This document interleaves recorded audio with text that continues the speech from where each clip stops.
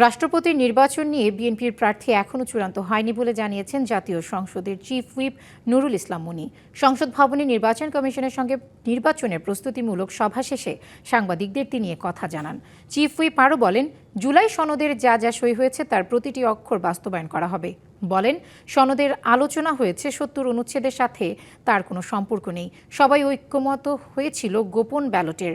আর বিরোধী দলীয় chief whip Nahid Islam জানান, ১১ দলীয় জোটের পক্ষ থেকে রাষ্ট্রপতি নির্বাচনের প্রার্থী ঘোষণা করা হয়েছে। প্রত্যাশা ছিল জুলাই সনদের ভিত্তিতে রাষ্ট্রপতি নির্বাচন হবে, তাতে ক্ষমতা ও সম্মান বাড়ত বলে উল্লেখ করেন তিনি। আমরা গোপন ব্যালটে হচ্ছে রাষ্ট্রপতি নির্বাচনটা করব এবং এটার জন্য সংবিধান সংশোধনেরও প্রয়োজন নাই। আনফর্চুনেটলি এটা এখন হয় নাই, ভবিষ্যতে হবে এটা আমরা আশা করতেছি, কিন্তু যেহেতু নির্বাচন হচ্ছে এই জন্য আমরা গণতন্ত্রের সাথে অংশগ্রহণ। ভোটটা হবে সংসদের মধ্যে এবং বুথটা থাকবে, মানে বুথ বলতে এটা বক্স থাকবে সংসদের মধ্যে।